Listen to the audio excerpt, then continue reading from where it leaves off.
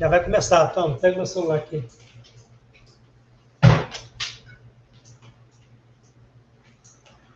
Boa noite a todos. Uma alegria muito grande para nós estar aqui com vocês do GAEB, agradecendo a casa pelo convite.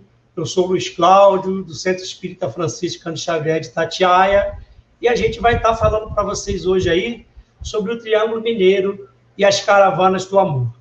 Mas antes da gente entrar no tema propriamente dito, a gente queria ler para vocês uma página do livro Vinha de Luz, de Francisco Cândido Xavier, pelo Espírito Emmanuel. E depois da página, a gente fazer uma prece, para aí sim a gente, com calma, entrar no tema da noite. Vamos lá, então? Do livro Vinha de Luz, a lição que vai nos servir de base para o nosso estudo, né, de sustento, é a lição 91 do livro Vinha de Luz.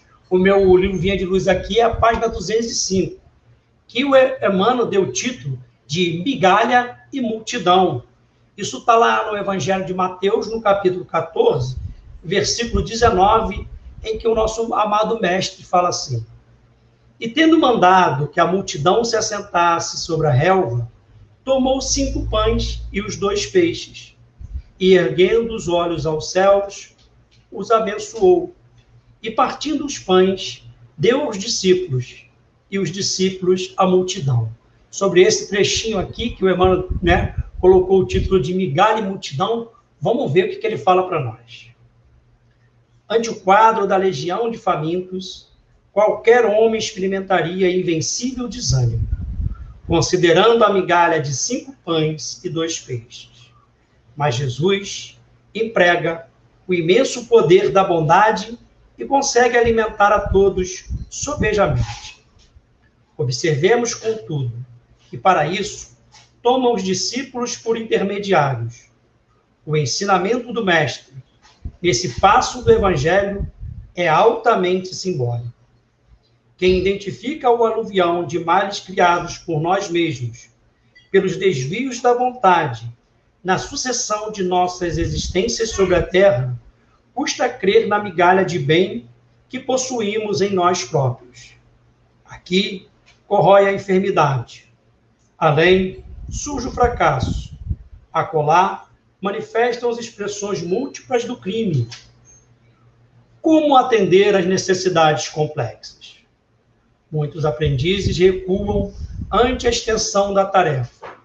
Entretanto, se o servidor fiel caminha para o Senhor, a migalha de suas luzes é imediatamente suprida pelo milagre da multiplicação.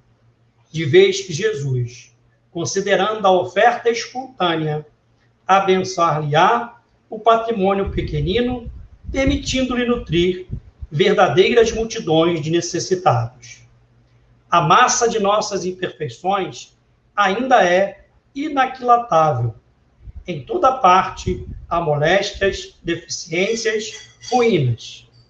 É imprescindível, no entanto, não duvidar de nossas possibilidades mínimas no bem. Nossas migalhas de boa vontade, na disposição de servir santamente, quando conduzidas ao Cristo, valem mais que toda a multidão de males do mundo. Com essa página do Emmanuel, a gente gostaria de convidar a todos para que a gente possa unir os nossos pensamentos e falarmos com Deus, orando assim: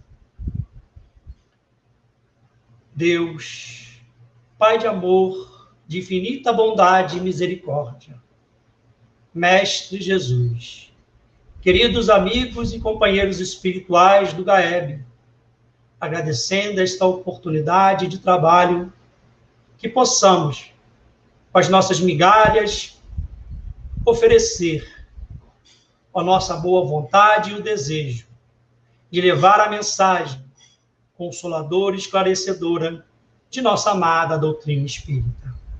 Que possamos, Senhor, espargir nos corações de nossos irmãos o desejo de cada vez mais buscar teu evangelho, os teus ensinamentos, que são verdadeiras luzes em nossos caminhos. Obrigado por esta oportunidade, que possamos, nesse instante, te agradecer e pedir a permissão para podermos iniciar os estudos da noite de hoje. Que seja em teu nome, amado Mestre Jesus, em nome dos amigos espirituais do GAEB, mas, sobretudo, em nome de Deus, nosso Pai, que nós agradecemos e pedimos a permissão para agora sim começarmos a falar sobre o estudo da noite. Que assim seja, graças a Deus. Olá, mais uma vez, meus amigos, meus irmãos do GAEB. É uma alegria muito grande estar com vocês aqui, a primeira vez com vocês, assumindo uma responsabilidade de substituir aí o meu xará, o Luiz Cláudio, né? É sempre muito difícil substituir o Luiz Cláudio à altura, mas a gente vai tentar aqui, através de um bate-papo com vocês, sobre o tema da noite, que é o Triângulo Mineiro e as Caravanas do Amor. O que seria isso, né? O Triângulo Mineiro e as Caravanas do Amor. Bom, a gente vai tentar, nessa noite de hoje, falar sobre um pouquinho para vocês dessa região chamada Triângulo Mineiro, que é um local onde diversos missionários aportaram lá e conseguiram, com o seu trabalho, conseguiram, com a sua dedicação, a sua fé e o seu amor, espargir luzes para todos os cantos do Brasil. E as tarefas das caravanas, que se iniciam basicamente em 1959, né? As caravanas vão explodir basicamente nesse ano, 1959, com a ida do maior missionário do espiritismo no Brasil, que foi Francisco Cândido Xavier, quando ele vai morar em Uberaba e começam, né, as caravanas a ir procurar o Chico, principalmente atrás das cartas consoladoras. Mas o maior caravaneiro que a gente tem notícia de todos os tempos é o nosso amado Mestre Jesus. Mas antes da gente entrar nesse assunto, eu gostaria de agradecer você que está aí desse lado, mas principalmente ao Cléverson, que está me apoiando, né, que não está aqui aparecendo, mas é ele que está aí nos dando o apoio por trás, né, da imagem, e ao companheiro Valmir, que nos convidou para fazer a palestra. E aí a gente tem uma historinha interessante. Quando o Valmir nos convidou para fazer a palestra e disse que nós poderíamos sugerir o tema, nós vemos uma intuição na hora, né? Porque como estava muito em cima, se a gente fosse preparar algum tema, né, teríamos que ter um tempo maior para estudar. Então, nós oferecemos esse tema. E o companheiro Valmir, quando ele me falou GAEB, nós não tínhamos prestado atenção na sigla, do que significava GAEB. Quando ele mandou para nós, né, o cartaz de divulgação da palestra, foi uma alegria, uma emoção muito grande, quando nós vimos que iríamos estar fazendo uma palestra do Triângulo Mineiro e as Caravanas de Amor para o grupo de apoio holístico Eurípides Barçanufo. Porque aí nós falamos assim, bom, esse público, eles têm uma ligação com o sagramento, ainda que muitos não saibam, porque se o patrono, que eu calculo que deva ser Eurípides Barçanufo, o patrono da casa, eles já ouviram falar de Eurípides Barçanufo, eles já ouviram falar de sacramento. Então, nos deu uma alegria muito grande. Mas, voltando, o maior caravaneiro de todos os tempos foi o nosso amado Mestre Jesus. E, antes da gente falar de Jesus, né, dessa questão desse caravaneiro, é importante a gente citar que esse estudo, ele é sempre preparado em cima de alguns livros. Quais os livros que nos referenciam, né? Quais os livros que nos servem, assim, de base para esse estudo? Bom, eu uso sempre o Evangelho segundo o Espiritismo, o Livro dos Espíritos e alguns livros que talvez alguns dos senhores não conhecem. Brasil, o Gigante Dourado, que é do irmão X, mas não pelo Chico, pelo irmão Tadeu de Araxá. A Árvore do Evangelho, no coração do Brasil, o Espiritismo no Triângulo Mineiro, de Leonide Trida Sênia e Marta Fernandes de Oliveira. Eurípides, o Homem e a Missão, de Corina Novelino.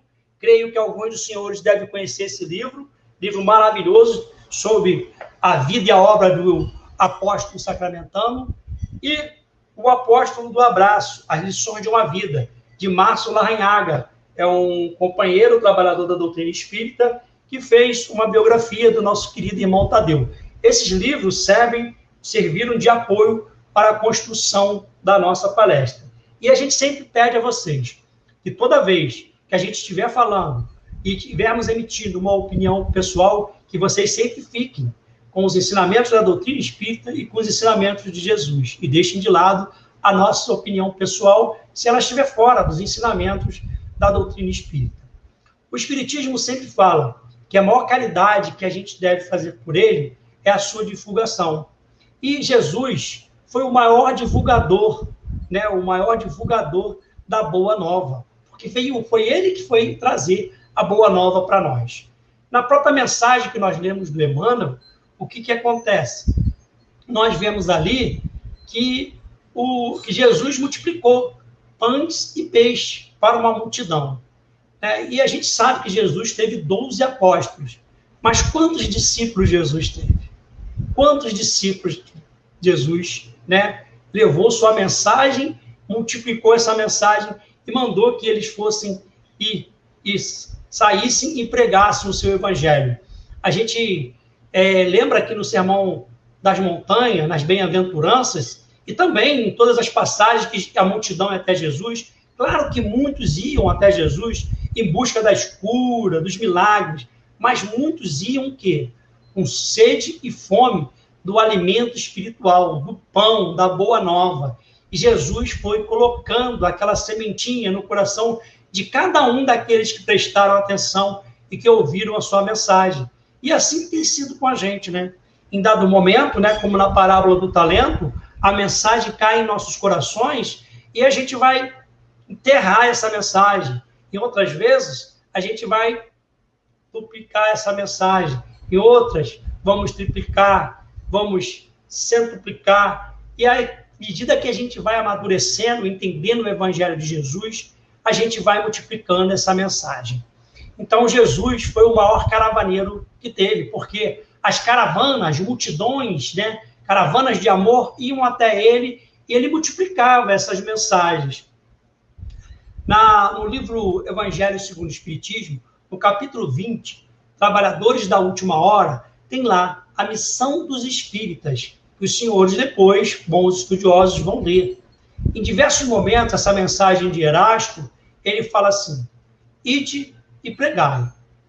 Daqui a pouco você está lendo lá de novo, tem logo lá: ide e pregai. E antes do final da mensagem, Allan Kardec, bem no finalzinho, ele faz uma pergunta, no final da mensagem, para Erasto. E pergunta, se a mensagem do Espiritismo cristão, como é que a gente ia entender ali aqueles que não os transviaram do bom caminho, E aí o Erasto responde: aqueles que praticarem o princípio da verdadeira caridade, que vão ensinar a verdadeira caridade. Ensinarão, falarão sobre a verdadeira caridade, É mais ou menos assim, depois vocês vão ler lá, vai estar explicado melhor ali. É mais ou menos assim que o Espírito Erasto fala. Na questão 675 do Livro dos Espíritos, Allan Kardec também pergunta se, por trabalho, a gente poderia entender somente as ocupações materiais. E as respostas dos espíritos são fantásticas. Eles falam assim: não, ponto e vírgula. O espírito trabalha e o corpo trabalha também, ponto. E aí vem a parte final, que é a mais sensacional de todas. Toda ocupação útil é trabalho. Portanto, o que nós estamos fazendo aqui agora é um trabalho, é uma ocupação útil. Tanto eu quanto vocês que estão me ouvindo estão também fazendo trabalho. E aí a gente já coloca para vocês, que Kardec colocou isso de uma forma didática, ali na terceira parte do Livro dos Espíritos, as leis morais, ele colocou isso de forma didática. Mas quando a gente se integra a um trabalho, a gente não está ali, eu agora vou me integrar num trabalho de caridade e ali eu vou praticar a lei do trabalho, ponto. Não. Quando você vai para um trabalho de caravana, por exemplo, você, na ação ali, de você ir num trabalho de caravana, se integrar e estar ali fazendo aquele trabalho, você vai estar ao mesmo tempo praticando a lei do trabalho, a lei de solidariedade, a lei de amor, justiça e caridade. Enfim, a gente vai estar praticando diversas leis ao mesmo tempo. E aí, agora sim, a gente vai entrar no Triângulo Mineiro. Já feita essas introduções todas aí, a gente pode entrar no Triângulo Mineiro. Porque antes da gente falar das caravanas, vamos falar no Triângulo Mineiro, essa região do Brasil central, né? Se o Brasil é o coração do mundo, a pátria do Evangelho, o coração do coração é o Triângulo Mineiro, fica lá no Brasil central, uma região muito especial, onde diversos missionários aportaram por lá, e até hoje outros missionários continuam lá, trabalhadores valorosos, que têm muito a nos ensinar, que têm muito a dividir conosco, estão lá ainda nessa região. Bom, para falar dos principais, de alguns, não vai dar para falar de todos. Esse livro, por exemplo, A Árvore do Evangelho, que eu falei para você, que conta de vários missionários do Triângulo Mineiro. A gente não vai conseguir, numa palestra, falar de todos. Vamos falar de alguns, daqueles que a gente considera os principais, vamos dizer assim. Então, o primeiro que a gente vai começar aqui falando é de Frederico Peiró. Quem seria Frederico Peiró? Frederico Peiró, um espanhol que se radicou lá em Uberaba, né? Veio para o Brasil no final do Brasil reinado, início do Brasil República. Ele é um engenheiro, um homem rico, e ele monta uma fábrica de cal num distrito de Uberaba chamado Paineiras. E era um homem muito bom, muito inteligente, porém ele era considerado um ateu, um materialista convicto. Ele se considerava um materialista convicto, um ateu. Até porque quem não abraçava a religião oficial da época era considerado um ateu. Mas era um homem muito bom. E um coronel, um advogado, um coronel chamado Antônio Cesário, fica amigo de Frederico Peiró. E ele frequentava algumas reuniões espíritas. E começa a convidar ele para assistir uma reunião espírita. E depois de tanto o Antônio Cesário insistir, o Frederico Peiró um dia vai com ele. Se coloca lá de maneira respeitosa, senta na cadeira, fica prestando atenção. Lembrando que nessa época não haviam quase centros espíritas. Não haviam quase centros espíritas, foi em 1890. Eram poucos os centros espíritas. Em Uberaba haviam muito poucos centros espíritas. No Brasil haviam muito poucos centros espíritas. Então, o que acontece? Ele vai assistir uma reunião pública na casa de uma pessoa, porque as reuniões eram feitas assim. Lembrando um pouco o que aconteceu lá em 1857, 33 anos depois, praticamente, da codificação do Espiritismo, esse fato.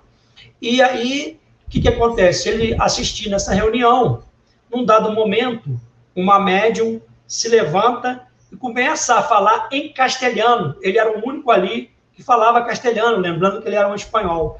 Ela começa a falar em castelhano, olhando para ele, ele ouve, entende tudo que está falando, e quando a médium depois senta-se de novo na cadeira, o dirigente pergunta se alguém ali havia entendido o que a médium falou, porque ninguém entendeu nada, ninguém ali falava castelhano. Ele entendeu, mas ele ficou quieto. Foi a pedrinha no sapato de Frederico Peiró colocado pela espiritualidade. Mais tarde, muito tempo mais tarde, confirmado pela sua neta, Lia Peiró, aquela tinha sido uma comunicação da mãe de Frederico Peiró, trazendo ali naquela comunicação detalhes da vida dele, Frederico Peiró, que só ele e a mãe sabia, que ninguém que estava ali sabia, só os dois.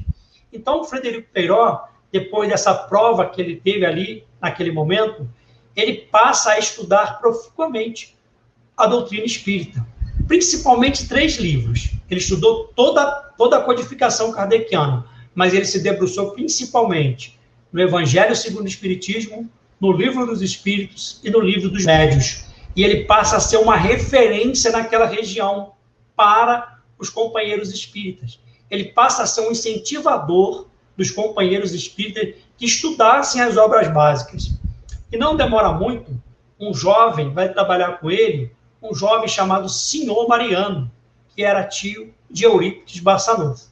Mas antes da gente chegar nessa parte de Senhor Mariano trabalhar com Frederico Peiró, é bom a gente lembrar que Senhor Mariano, tio de Eurípides Barçanufo, irmão de Dona Meca, ele se casa muito cedo, que era um hábito da época, né? Se casar bem cedo. Então ele casou muito cedo, teve logo filhos e montou uma vendinha, para sustento seu e da família. Num dado momento, um seringueiro, que passava por ali, pede a ele um favor.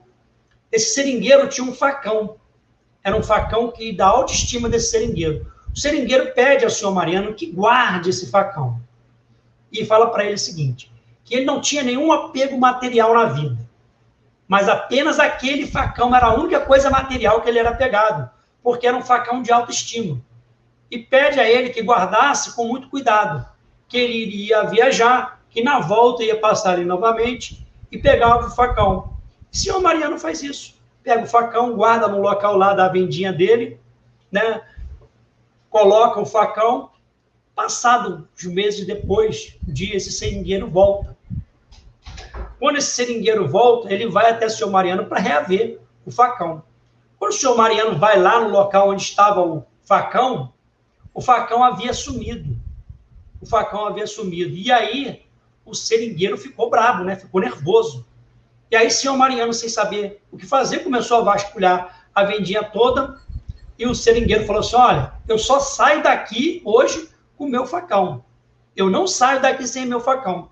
O senhor Mariano entra no escritóriozinho da vendinha e dá uma vasculhada no escritório e não acha.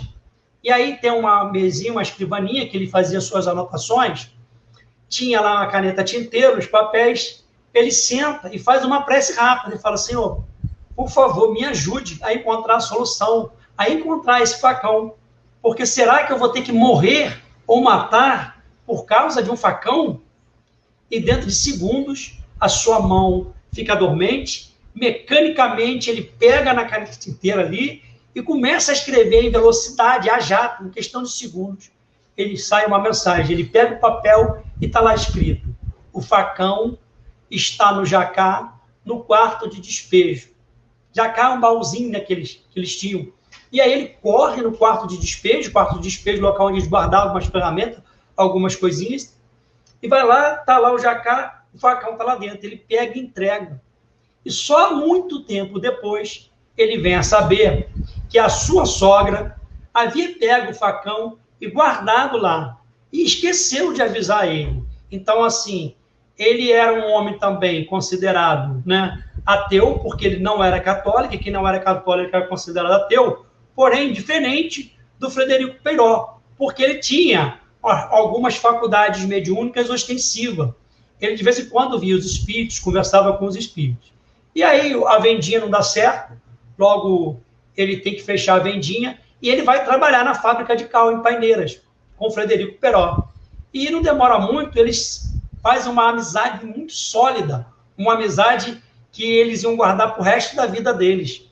E Frederico Peiró, então, né, confiando muito em seu Mariano, começa a conversar com ele sobre doutrina espírita. O senhor Mariano se abre também e conta dos casos mediúnicos que aconteciam com ele, e vê em Frederico Peiró uma oportunidade de aprender, porque ele nunca tinha tido nenhum contato com a doutrina espírita. Só que, depois de alguns meses trabalhando na fábrica de cal, a esposa do senhor Mariano, dona Mereciana, ela ganha uns lotes de fazenda, ganha de herança da família uns lotes, e eles resolvem assumir os lotes na fazenda Santa Maria.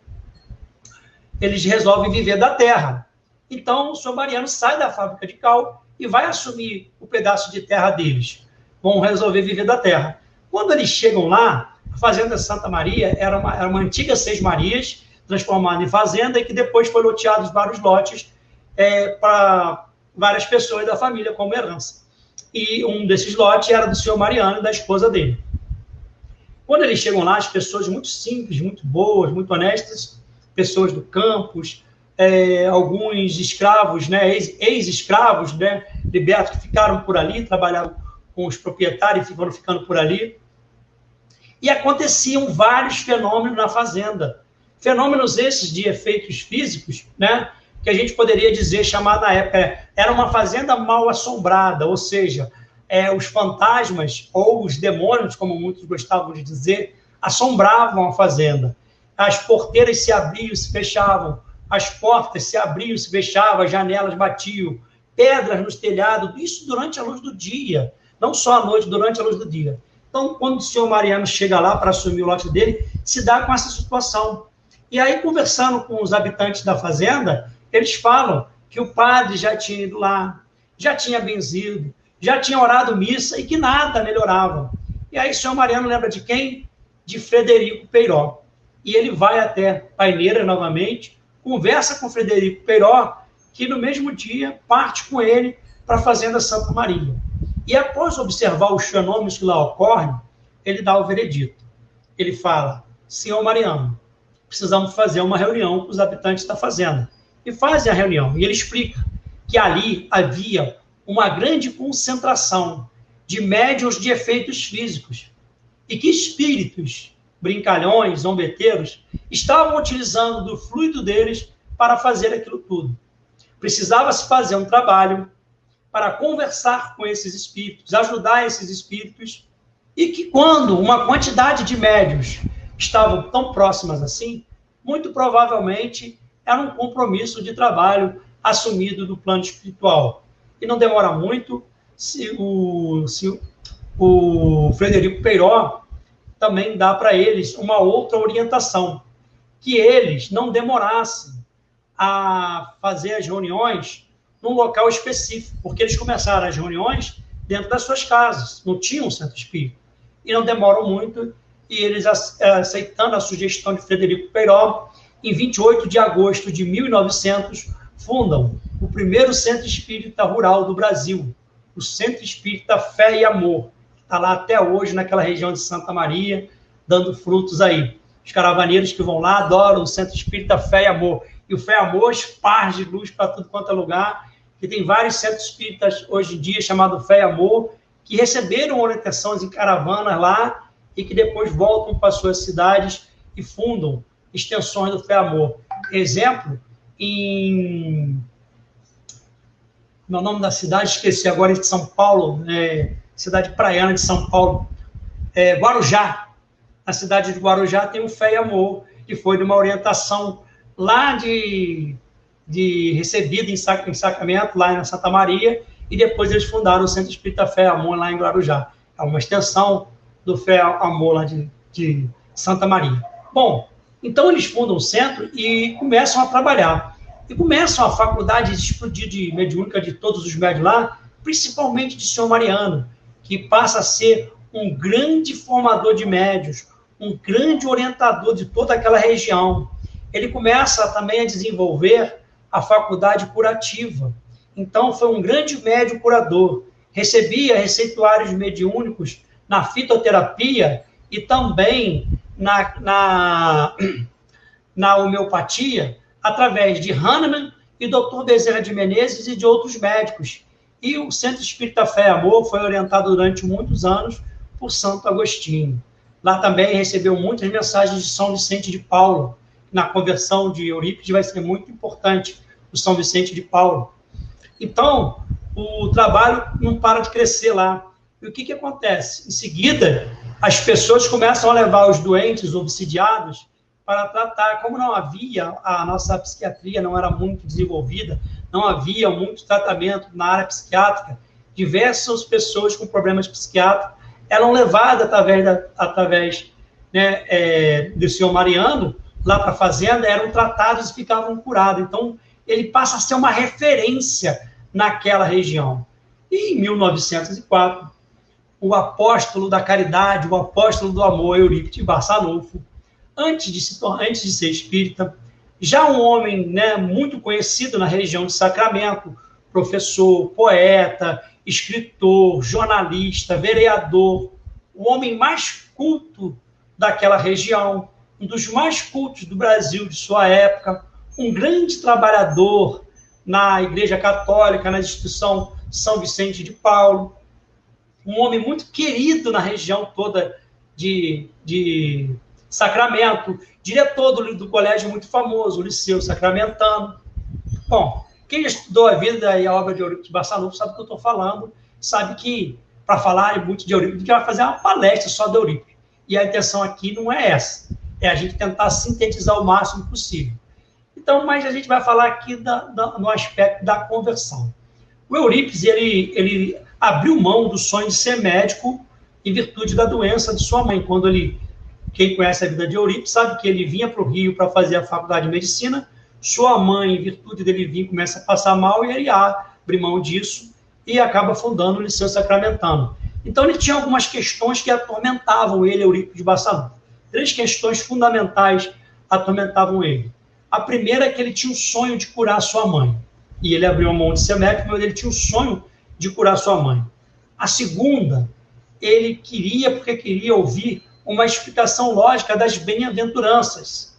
As bem-aventuranças, por quê? Porque ele tinha lido a Bíblia, lembrando que nessa época a Bíblia não era qualquer pessoa que podia ler a Bíblia, mas o padre, muito seu amigo, Eurípides, um trabalhador sério, um trabalhador frequente da instituição São Vicente de Paula, passou uma Bíblia para suas mãos para ele ler. E quando ele leu as bem-aventuranças, ele não entendeu muito bem, foi procurar a explicação com o padre.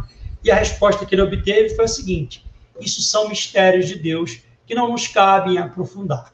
E aquilo não serviu, aquela resposta não serviu para ele. Aquilo atormentava ele. E a terceira questão que muito afligia ele é que ele amava muito esse tio, o senhor Mariano. E ele queria tirar esse tio do espiritismo. Esse tio já estava há bastante tempo no espiritismo, fazendo bastante trabalho, mas o espiritismo era tido, nessa época, como uma heresia, uma doutrina do demônio. Então, ele tinha essa ideia fixa. Ainda vou tirar meu tio dessa doutrina.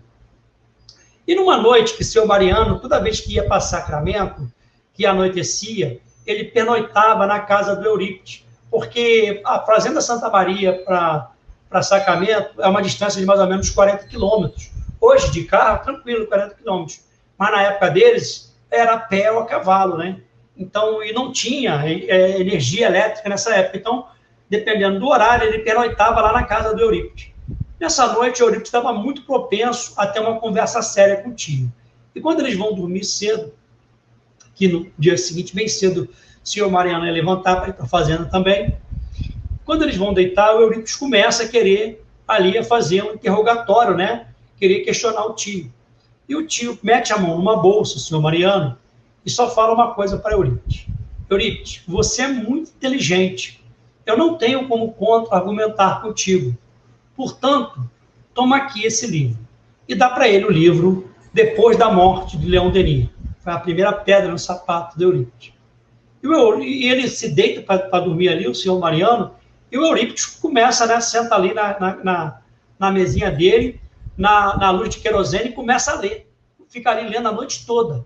Ele ficou tão maravilhado com tudo que estava lendo ali no livro de Leon Denis, Depois da Morte, que ele passou a noite inteira lendo. Teve uma hora que, no meio da madrugada, o senhor Mariano se virou e olhou, Eurípides estava lá lendo, ele se virou e dormiu. Quando ele acorda de manhã, bem cedo, escuro ainda, Eurípides estava lá, tinha acabado de terminar de ler o livro, e estava lá, refletindo, pensando, muito pensativo, nas coisas que tinha lido. E aí o senhor Mariano pergunta, e aí, Eurípides, o que você achou? E ele falou assim, nossa, tio, eu estou maravilhado com as explicações sobre Deus, sobre a imortalidade da alma, como esse livro é fantástico, mas eu preciso reler esse livro com calma. E o tio fala assim, Eurípides, esse livro é seu, fique com esse livro de presente para você. E dá um abraço no sobrinho, toma o seu café, monta no cavalo, volta para a Fazenda Santa Maria. Naquela mesma semana, Eurípides recebe a visita de uma outra parente sua tia madrinha Sana, né? Que trabalhava na Fazenda Santa Maria, nos trabalhos espíritas com o senhor Mariano. E Eurípides, né, mais curioso, depois de ler ali o livro Depois da Morte, pergunta sobre os trabalhos. E a madrinha fala assim, Eurípides, você precisa um dia ir lá conhecer. Nossa, são tantas mensagens lindas que vêm pela boca dos médiuns. Você precisa ver Jason e Aristides falando do Evangelho. Jason e Aristides eram primos de Eurípides de Barçanufo, pessoas muito boas de coração, porém eram analfabetos, nunca tinham frequentado uma escola, não sabiam ler nem escrever. E aquilo, né, cresceu ali dentro do coração do Eurípides, uma vontade de lá ver, será que eles conseguem realmente falar coisas do Evangelho? Eles que nunca frequentaram uma escola. E aí não demora muito, na Sexta-feira Santa, Eurípides de Barçanufo pega o seu cavalo, chama um amigo e vão para a Fazenda Santa Maria. Quando eles chegam lá, ia começar uma reunião no Centro Espírita Fé e Amor, e tinham 2 lugares reservados, um para o Eurípides e um para o amigo dele. Eurípides se senta no lugar reservado, lá na frente. No instante, os médios fazem silêncio, senhor Mariano começa a fazer uma prece e Eurípides, mentalmente, ele faz um questionamento.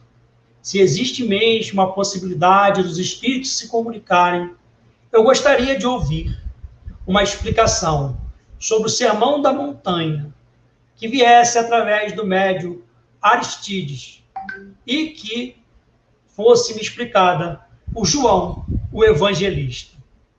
E assim acontece. Quando o senhor Mariano faz a prece, ele encerra sua prece em questão de segundo, Aristides se levanta e faz a mais bela explanação do Sermão da Montanha que Eurípides Barçanufo, segundo ele próprio, está no livro Homem e Missão, isso aqui, segundo ele próprio ouviu. E aí, aquilo mexe com ele. No final, ele ouve, fica até o final, fica maravilhado com tudo que aconteceu na reunião, e ele volta para Sacramento muito mexido. Não vai mais à instituição São Vicente de Paula, larga, começa a abandonar os seus trabalhos na igreja. Na outra semana, volta novamente a Santa Maria. E quando chega lá, é recebido, né, através dos médiuns, uma mensagem psicofônica, conversam com ele os espíritos de Bezerra de Menezes, que tinham uma vivência antiga com ele, de uma encarnação passada, e São Vicente de Paulo, que se apresenta como seu guia espiritual, e fala que estava na hora dele largar o trabalho da igreja, porque eles tinham um trabalho a fazer junto. Mas dá um recado a ele, que ele iria largar esse trabalho, mas que toda a população de Sacramento, inclusive seus familiares, iriam abandonar. E Eurípides volta com a decisão de se tornar espírita, isso é em 1904. Ele volta com a decisão de se tornar espírita, e chega, entrega tudo que ele tinha à igreja, ele era um contador lá, da instituição São Vicente de Paulo, entrega os cadernos, documentação, entrega tudo, conversa com o padre, explica. O padre fica muito revoltado com aquilo, não queria perder o Eurípides. O Eurípides era um homem importante para a igreja. E o padre também faz a cabeça dos outros fiéis. Dentro de muito pouco tempo, toda a população de Sacramento se volta contra Eurípides Barçanufo. Até os seus familiares o abandonaram. No colégio, ele perde todos os alunos. Os pais retiram todos os alunos. Os funcionários, os professores, né, os funcionários, todos abandonam. Ele fica literalmente sozinho. Os únicos que não abandonam Eurípides são os amigos espirituais e os parentes de Sacramento, de Sacramento, de Santa Maria, onde ele ia às sextas-feiras para ter a orientação com o senhor Mariano. E assim, Eurípides Barçanufo começa o seu trabalho sozinho, abandonado por tudo e por todos. Mas o espírito de São Vicente de Paulo fala para ele que ele perseverasse, que aquilo tudo iria passar. E assim ele o faz, ele o persevera. Num dia ele recebe uma mensagem de Maria, que manda que ele tire do colégio o nome de Liceu Sacramentano, e coloque colégio Allan Kardec, e que ele instituísse o culto, estudasse o Evangelho segundo o Espiritismo às 18 horas, e que estudasse às quartas-feiras astronomia. E assim ele o faz. E dentro de breve, os alunos começam a retornar.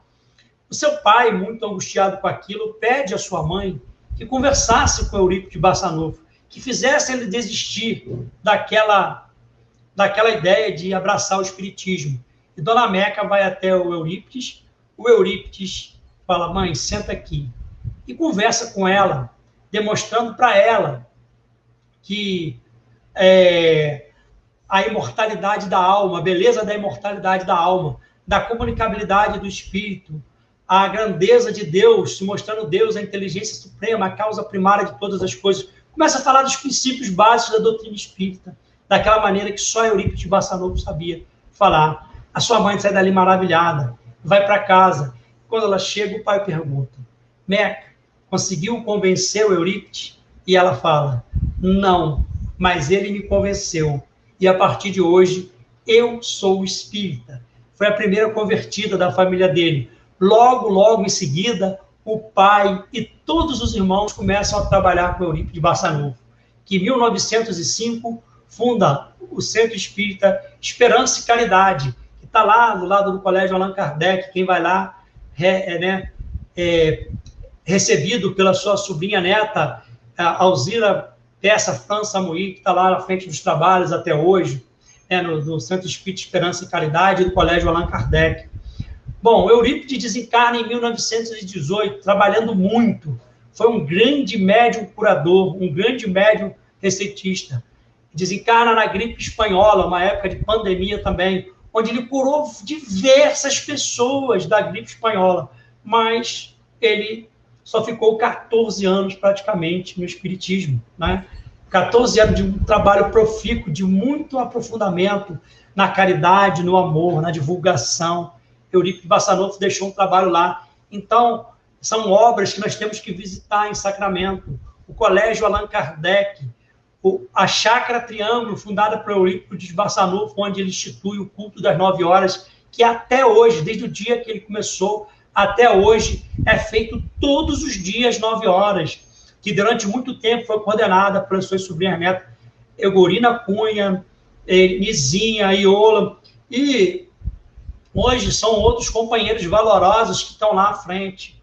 Então tem muita coisa, muitos trabalhos de Eurípides que a gente precisa visitar, o Colégio Allan Kardec, o Grupo Esperança e Caridade, a chácara, né, a chácara Triângulo, é onde é o culto das 9 horas. A Gruta dos Palhares, um local maravilhoso, fincado na natureza, uma gruta na natureza, onde caravanas vão lá para fazer orações, que é um local onde Eurípides Barçanufo fazia muitas meditações. Mas agora a gente vai falar de uma outra figura, bem próxima a Eurípides Barçanufo, ali em Conquista. Ali em Conquista. Conquista é uma cidadezinha, logo depois da Fazenda Santa Maria, né? Vem Sacramento, aí vem a Fazenda Santa Maria e Conquista. Conquista é uma das cidades do Brasil onde a maior parte da população, mais de 50% da população é espírita. Interessante isso, né? Dizem que tem uma cidade em Goiânia que a quantidade de espíritas é bem maior do que da Conquista, mas Conquista é uma das cidades onde a maioria de seus habitantes são espíritas. Onde tem uma instituição chamada São Vicente de Paulo, que foi o local onde foi fundado por Maria Cantora, que é a personalidade que a gente vai falar agora. Quem é Maria Cantora? Maria Cantora, uma negra, filha de escravos, que nasce no ventre livre e que foi obrigada, né, a casar com um escravo. Se casou muito cedo, que naquela época as pessoas eram obrigadas a casar cedo, e ela tem um filho, e com menos de 2 anos o filho dela morre. Logo em seguida o marido morre também. E antes dela completar 18 anos, de 17 para 18 anos, ela perde o pai e a mãe, fica sozinha. Então, o filho do patrão era médico, estava vindo morar no Rio, tinha recém-casado e estava vindo morar no Rio, convida a Maria Cantora para vir com ele, trabalhar como empregada. E ela aceita ser empregada dele, vem para o Rio. No contato com essa patroa dela, era uma pessoa muito boa, se afeiçoa a ela, começa a ensinar ela a ler e escrever. E ela começa a frequentar as missas da Igreja Católica.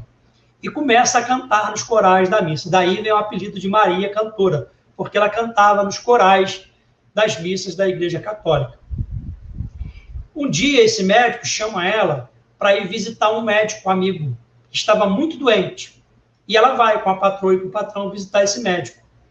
E um médico muito carismático, ela visitando esse médico apresenteia com um livro chamado O Evangelho segundo o Espiritismo, e faz uma dedicatória para ela, para Maria Cantora. Esse médico chamava-se Adolfo Cavalcante Bezerra de Menezes. Ele recebe esse Evangelho segundo o Espiritismo das mãos de Adolfo Bezerra de Menezes e começa a ler, começa a se maravilhar. E o Adolfo Bezerra de Menezes, logo em seguida, desencarna. Passado algum tempo depois, a patroa fica doente e o patrão resolve se mudar para São José do Rio Preto, em São Paulo. Então, leva Maria Cantora com ele. Eles se mudam para São José do Rio Preto e a patroa doente, eles ouvem falar que tinha um apóstolo sacramentano que curava muita gente, um trabalho sensacional, chamado Eurípides Barçanufo. E eles procuram a ajuda de Eurípides Barçanufo. Mas nem todo mundo que Eurípides Barçanufo ajudou, ele conseguiu curar. E essa patroa foi um. Eurípides ajuda, dá as medicações, atende, eles voltam para São José do Rio Preto, mas passado um tempo depois, a patroa vem a desencarnar. Quando a patroa desencarna, o patrão resolve morar novamente no Rio de Janeiro e convida ela. Mas ela toma uma decisão, que iria se mudar para Sacramento, para ficar próxima a Eurípides Barçanufo. E assim o faz. Ela vai para Sacramento e começa a trabalhar com Eurípides Barçanufo. Trabalha no Esperança e Caridade com Eurípides Barçanufo. E logo em seguida conhece o senhor Mariano, que o chama também a ela para trabalhar no Fé e Amor, na Fazenda Santa Maria. E o senhor Mariano, né, era um homem que ele pegava as pessoas e via, muitas das vezes, que aquelas pessoas tinham possibilidade de trabalho, tinham mediunidades, então ele ensinava aquelas pessoas a trabalhar. Então ele viu em Maria Cantora que ela era uma médium curadora, que ela podia ajudar muita gente. E começa a ensinar, né, a trabalhar na mediunidade, a Maria Cantora. E quando Eurípides desencarna, ela fica meio sem saber o que fazer. E vai procurar o senhor Mariano, que aconselha ela a ir para a Conquista. E ela vai para a Conquista, e ela tinha um dinheirinho juntado, esses anos todos que ela trabalhou, e ela dá entrada numa casinha bem simples, bem humilde, e fica de pagar com o seu trabalho as prestações seguintes. E ela começa a atender as pessoas em Conquista na sua casa. Um dia, o senhor Mariano vai lá para dar umas orientações a ela, vê que ela atendia as pessoas na sua própria casa. E aí, o senhor Mariano, junto com seu filho Corte, compra um terreno do lado dessa casinha e cedem para ela esse terreno, doam para ela esse terreno e ajudam a construir a primeira edificação do Centro Espírita São Vicente de Paulo, porque ela adorava o São Vicente de Paulo, que era o guia de Eurípides. Ela era apaixonada por São Vicente de Paulo. E ela, então, funda o Centro Espírita São Vicente de Paulo em Conquista e começa a atender ali. Era uma mulher de uma fé fantástica. Quem já leu a obra A Queda da Baronesa, O Óbolo da Fé, A Fé de Maria Cantora, Alinhavos, são obras assim que contam histórias da vida de Maria Cantora e sabem que a fé dessa mulher era fantástica. E aí a gente vai dar um salto agora lá para Uberaba, para a gente falar mais de caravanas. A gente tem que falar do grande apóstolo Francisco Cândido Xavier. Vamos falar bem rápido, porque vocês conhecem já muito sobre Chico Xavier. Chico, sem dúvida, foi o grande divulgador do espiritismo. A gente divide o espiritismo Brasil, podemos dividir em antes e depois de Chico Xavier. E o Chico, assim como Jesus, era esse multiplicador, que as pessoas iam até ele multiplicava, né, os seus ensinamentos, o seu amor. Então, as pessoas começam a procurar Chico Xavier a partir de 1859, e depois chegou uma época em Uberaba que eram muitas caravanas, eram milhares de caravanas o ano todo procurando Chico Xavier. E o que o Chico fazia? Chico pegou e viu que Sacramento estava passando por dificuldade, as obras de Eurípides, as obras do senhor Mariano estavam abandonadas lá, ninguém visitava mais. As casas estavam lá na mão daquelas pessoas que tocavam o seu trabalho, mas ninguém ia lá. Então o Chico começa a pedir os caravaneiros, vai lá visitar a Egorina, na chácara, sobrinha neta do Eurípides, tem um trabalho fantástico lá. Vai lá visitar a Elzira, no Colégio Allan Kardec. Vai lá visitar a Fazenda Santa Maria. Vai visitar lá a instituição São Vicente de Paula. Então, os irmãos tocando lá, Maria Cantora não estava mais, mas tinha irmãos tocando lá a obra. E tinha um jovem em Araxá, que estava começando seu trabalho no ano de 80, quando o Chico chega e fala assim para os caravaneiros, olha, tem um jovenzinho com um trabalho fantástico começando lá em Araxá. Eu preciso que vocês ajudem. E era assim que Chico fazia. Quem já foi no Hospital Fogo Selvagem, lá de Uberaba, da Dona Aparecida, Chico mandava os caravaneiros para lá, mandava os seus amigos ajudar a Dona Aparecida. Então, ela constrói a obra com muito trabalho seu, com muita dedicação, passou por muita dificuldade, mas ela sempre falou para a gente, toda vez que eu estava no maior sufoco, quem vinha aqui me ajudar era o Chico. Todas as vezes que eu estava nas maiores dificuldades, o Chico ou vinha pessoalmente, ou ele mandava alguém aqui trazer exatamente aquilo que eu estava precisando. As obras de Jerônimo Mendonça, em Tuiutaba, ficaram abandonadas também. Os caravaneiros, quando Jerônimo desencarna, param de ir. Chico fala, olha, está lá a Márcia França, a Maria Gertrudes, hoje o Nicola Fratari, muitos irmãos, né? Dona Terezinha, que foi a professora do Jerônimo Mendonça. Essas pessoas estão lá tocando as obras, os Ceareiros de Luz, tocando o Pouso do Amanhecer, creche construída por Jerônimo. Hoje uma instituição lindíssima, maravilhosa, tocada pela médium Maria Gertrude, a instituição Fundação Espírita Jerônimo Mendonça, um trabalho magnífico. Quando você entra na Fundação Jerônimo Mendonça, parece que está entrando numa colônia espiritual. Mas aí, voltando para Araxá, esse jovem começava o trabalho. Falar um pouquinho de José Tadeu Silva, o irmão Tadeu da Casa do Caminho. Bom, esse irmão Tadeu estava começando o seu trabalho, o Chico nunca teve um contato físico com ele, nem Tadeu com o Chico, nem Chico com o Tadeu. O Chico mandava as pessoas lá para Araxá.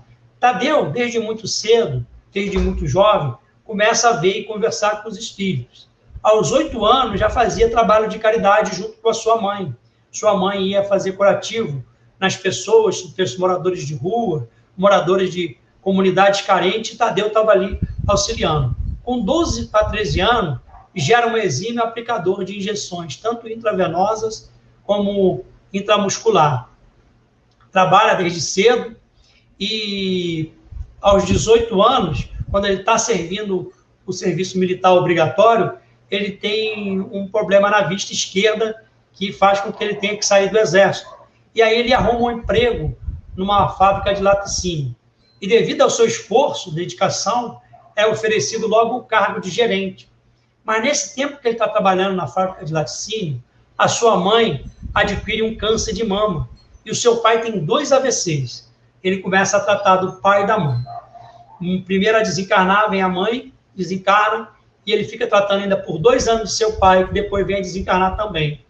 E nesse período que ele estava tratando do pai e da mãe, ele teve que abrir mão desse convite de ser gerente da fábrica de laticínio. E ele passa a fazer pastéis durante a madrugada, e durante a manhã ele saía para a rodoviária de Araxá e para algumas ruas, para alguns bares e comércios, vender o pastel, que era o sustento dele e da família dele. Quando o pai e a mãe desencarnam, os irmãos de Tadeu, ele tem 2 irmãos. Os irmãos, um casal de irmãos. Os irmãos falam assim, agora o Tadeu vai viver a vida dele, ele vai cuidar dele agora, porque o Tadeu passou desde a vida dele, de toda a infância, adolescência, e agora que ele está atingindo a maturidade, só cuidando das pessoas. Bom, quando o pai e a mãe morrem, ele vai na rodoviária, vendendo lá os pastéis, e vê 2 paralíticos no meio da rua. Leva os 2 paralíticos para sua casa. Da outra semana, traz mais 2. Daqui a pouco, traz mais 2. E ele estava cuidando de 6 pessoas, de 6 moradores de rua, acamado, sozinho dentro da sua casa, quando aí chegam os companheiros Hernandi e Xavier, mais tarde, Hernani e Erasmo, irmãos do Hernandi, que são os companheiros que ombrearam desde o início da Casa do Caminho, lado a lado a ele.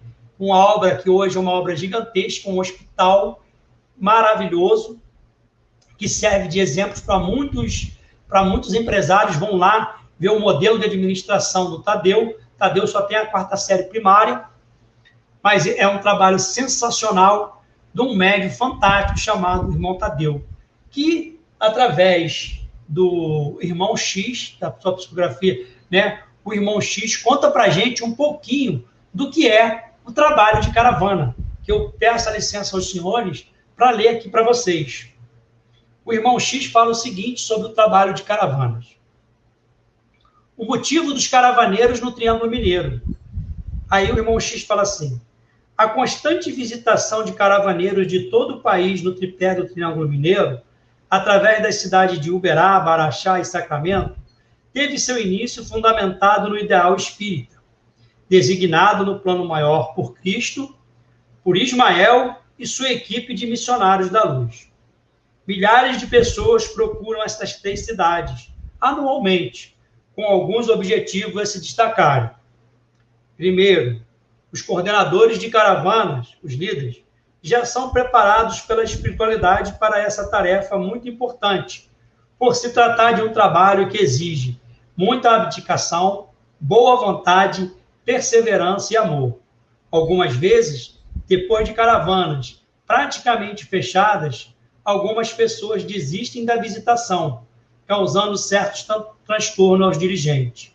Isso acontece porque essas pessoas desistentes ainda não estão preparadas para o encontro de confraternização, de amor e de luz. Ou seja, ele diz que a maioria dos caravaneiros, né, aqueles que já entenderam a missão de que não estão indo a passeio, que não estão indo passear, que não estão numa excursão, um turismo, mas estão indo a trabalho, são preparados. E conta das dificuldades que é de se montar um trabalho de caravana, da aflição de quem está à frente, porque às vezes você está com uma caravana montada e faltando uma semana para a caravana sair, tem 4, 5, 6 desistências, e é tudo contado, né? Você faz os cálculos aí da caravana, né?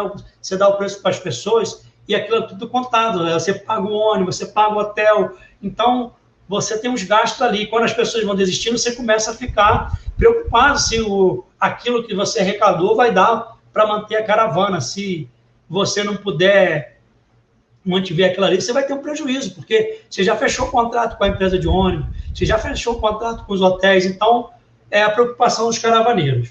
E aí ele fala assim, o segundo momento importante é que esses peregrinos não chegam ao Triângulo Mineiro com o espírito de turismo, de passeio, mas sim com o objetivo de permutar com as obras assistenciais.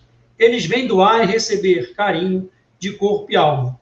Por isso, os encontros dos caravaneiros e as instituições são chamados de encontro de alma. Então, ele diz que esses encontros, da gente ir lá, é um encontro de almas.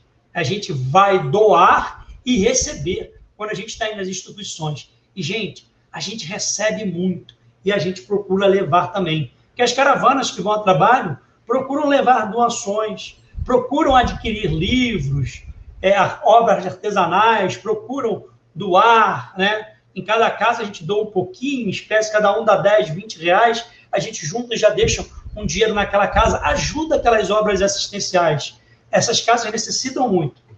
O terceiro ponto a se destacar é que, olha só, essa aqui que é interessante.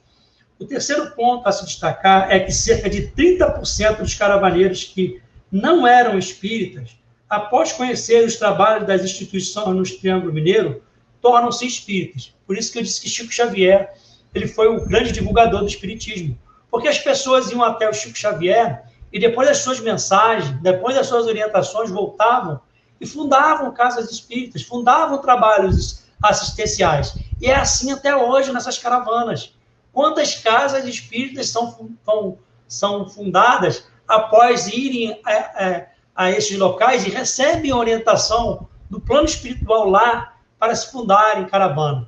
Aqui na nossa região, fizemos 6 anos de caravana, tem uma caravana de 6 anos chamada Caravana do ENEF, da qual até pouco tempo nós participávamos, até 2019 nós participávamos, 2020, devido à pandemia, e 2021, esse ano, devido à pandemia, não vai ter.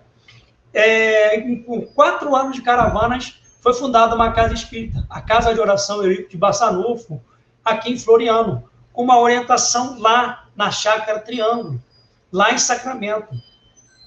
Foram diversas pessoas que fundaram casas, obras assistenciais. É só a gente olhar os nomes de várias casas, né, de vários centros. Você pega os nomes, você vê que tem alguma ligação. E aí, se você for correr atrás, é alguém que foi lá receber uma carta como consoladora do Chico, ou uma carta lá, né, nessas casas, nessas regiões, uma orientação. É incrível o trabalho de caravana. E olha só os outros 70%.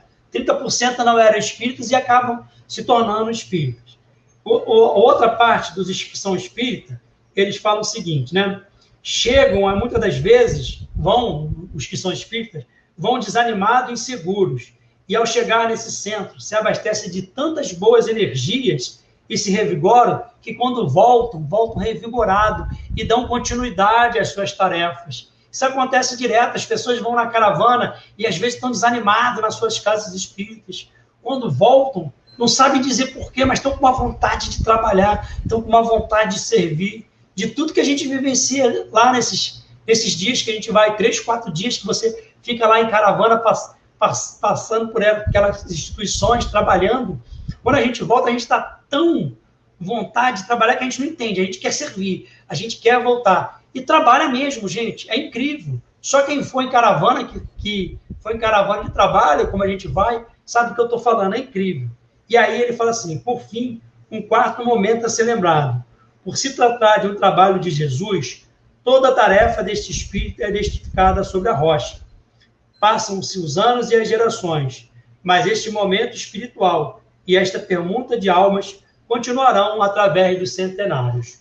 Não vamos nos alongar mais, porque a gente está perto aí do nosso encerramento, né? Portanto, é interessante a gente falar um pouquinho dos trabalhos que existem nessas regiões ainda. Bom, muitas pessoas iam, né? Várias caravanas iam, muitas caravanas quando o Chico estava encarnado. Até o ano de 2002, muitas pessoas procuraram o Chico. Mas depois, quando o Chico desencarna, o trabalho de caravana há um decréscimo muito grande. Vários caravaneiros desistem, várias pessoas que fazem caravana desistem. E a espiritualidade parece não desiste, continuem fazendo.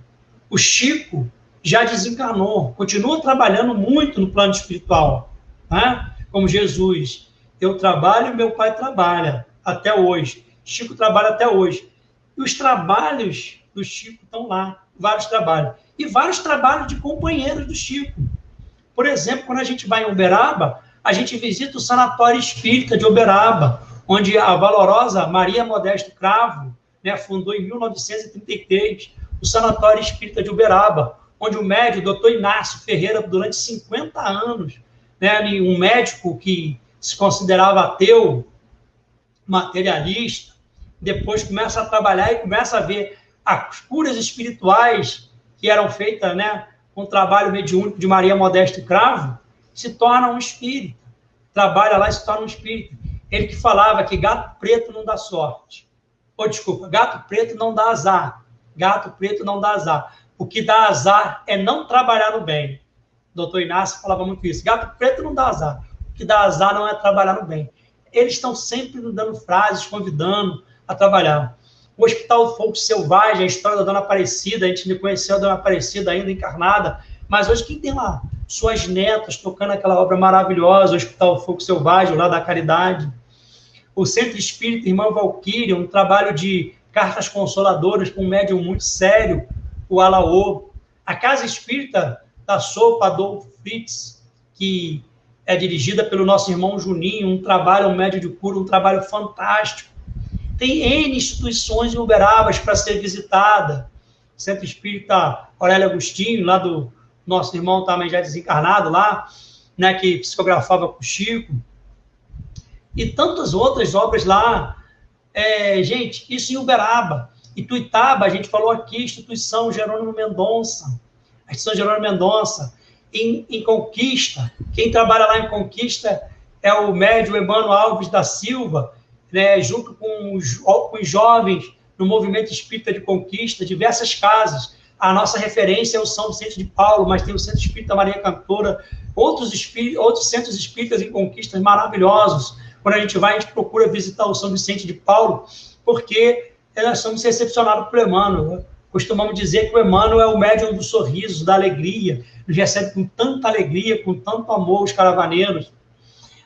Em Sacramento, a gente ir na chácara, está lá 9 horas fazendo o culto que foi iniciado por Eurípides, depois, durante muitos anos, suas sobrinhas neta Egorina, Nizinha e Iola, ficaram durante anos comandando aquele trabalho ali, e hoje companheiros valorosos lá no Colégio Allan Kardec, no Grupo Espírita Esperança e Caridade, a sua sobrinha também, Elzira Bessa França Moí, que tem um trabalho de evangelização de espírito, onde tem 2 encontros anuais, esse no passado não teve devido à pandemia, faz 2 encontros anuais sobre evangelização de espírito, um trabalho magnífico, um trabalho fantástico. Então, assim, é um trabalho que a gente vai, que a gente fica maravilhado, a gente está junto com essas pessoas, e o interessante, né, ouvindo histórias direto da fonte, pessoas que conviveram com Eurípides, com o senhor Mariano. E aí, o trabalho de caravana é um trabalho apaixonante, que está sempre dando fruto. Eu lembro que a primeira vez que eu fui em caravana, eu fui no ano de 2001 e 2002. No ano de 2001, eu tive um contato com o Chico Xavier. Foi uma oportunidade que eu tive de ter um único contato com o Chico Xavier. Chico estava já, né, no final da sua existência, foi em novembro de 2001, ele desencarna em 30 de junho de 2002, e nesse dia que a gente foi, e ele foi ao Grupo Espírita da Prece, ele não conseguiu psicografar, mas só de estar ali próximo ao Chico, de ver o Chico falando, eu lembro que a gente se emocionou bastante com aquilo tudo ali. E aí eu lembro de um companheiro que uns anos antes de nós já tinha visto o Chico, e eu vim conhecer ele aqui no Sul Fluminense, o Nivaldo, que vai até lá. Quando ele volta, o que acontece com ele? Ele vai e ele cria um trabalho chamado A Sopa do Cisco, que está até hoje no Centro Espírita Flora de Araújo, A Sopa do Cisco. O Nivaldo saiu do Flora, foi para o KS, que é uma outra casa, e levou a Sopa do Cisco, ficou lá no Flora de Araújo. Ele levou a Sopa do Bem, então, multiplicando cada vez mais. Um trabalho que o quê? Através de uma caravana. Então, são tantos trabalhos que eu conheço que iniciaram através de uma caravana. O próprio primeiro caravaneiro, que a partir de 2013 eu fiz parte do grupo Aprendizes do Amor, do meu amigo Jorge Martinho, que me ensinou que caravana era um trabalho. Caravana que a gente não estava indo ali à excursão. Aquilo era um trabalho. Foi a primeira pessoa que eu ouvi falar que caravana era um trabalho. E o Jorge Martinho, hoje, presidente do Legada, Lar Espírita, Grupo Aprendizes do Amor, que veio fundar lá em Pedra de Guaratiba, no Rio de Janeiro, através de uma orientação numa caravana. Numa das suas caravanas, foi dada a ordem: Jorge, está na hora de você fundar um centro espírita lá no Rio de Janeiro. Quantos centros espíritas, quantos trabalhos do bem foram vindos da região do Triângulo Mineiro através do trabalho de caravana? Meus amigos, meus irmãos, a gente não pode avançar aí porque nós temos um horário a cumprir. Eu queria agradecer, em especial aí, ao meu irmão Valmir e ao meu irmão Cleverson, que nos recepcionaram. O Valmir, quando fez o convite, o Cleverson, que está aí atrás nos dando um apoio, que hoje a gente bateu fizemos um bate-papo muito saudável antes de começar a palestra. Agradecer de coração a vocês, deixar um abraço para todos do GAEB, esperando que a gente possa ter plantado um pouquinho a semente do Triângulo Mineiro no coração de vocês, daqueles que não conhecem, que ainda não foram lá, que possa ter esse desejo de conhecer essa região, de visitar, de se integrar em algum trabalho de caravana, de ir conhecer essas regiões. E para a gente encerrar, a gente quer encerrar. Antes da gente fazer a nossa prece de encerramento, a gente queria ler para vocês uma poesia que está aqui no livro Brasil, o Gigante Dourado, do irmão X, que tem tudo a ver com tudo isso que a gente falou hoje, onde o nosso querido irmão X fala assim: Brasil, o Gigante Dourado. Terra prometida, coração do mundo, que abraça a todos no amor profundo. Terra de sonhos e de esperança, no palco do mundo és ainda criança.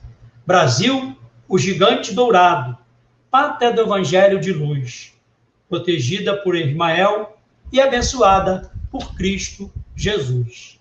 Terra de Eurípides, de Chico e Bezerra, cenário do bem e de tanta beleza. Pátria da caridade, berço da luz, celeiro de bênçãos do Mestre Jesus. Gigante da paz, gigante do amor, dourado se faz de luz e esplendor. E agora sim, para a gente encerrar, a gente convida a todos vocês para que a gente possa estar unindo os nossos pensamentos para falarmos com Deus mais uma vez, falando assim: